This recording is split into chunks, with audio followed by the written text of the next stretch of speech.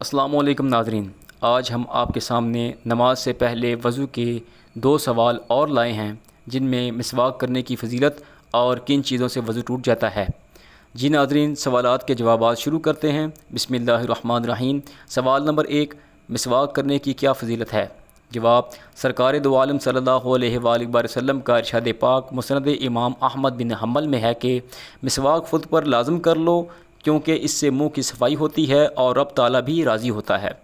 نیز علماء کرام فرماتے ہیں کہ مسواک کرنے کے 70 فائدے ہیں، جن میں سے ایک یہ ہے کہ مرتے وقت کلمہ طیبہ نصیب ہوتا ہے اور نزا کی تکلیف آسان ہو جاتی ہے۔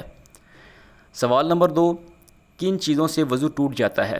جواب: مندرجہ ذیل چیزوں سے وضو ٹوٹ جاتا ہے۔ نمبر 1، پیشاب یا پخانے کے مقام سے کسی چیز کا نکلنا۔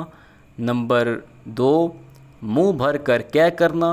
نمبر 3، خون یا پیپ یا زرد پانی کا نکل کر جسم پر بہہ جانا۔ نمبر 4، کسی چیز سے سہارا لگا کر سو جانا۔ نمبر 5، نماز میں آواز سے ہنسنا۔ نمبر 6، بے ہوشی یا جنون طاری ہونا۔ ان چیزوں سے وضو ٹوٹ جاتا ہے۔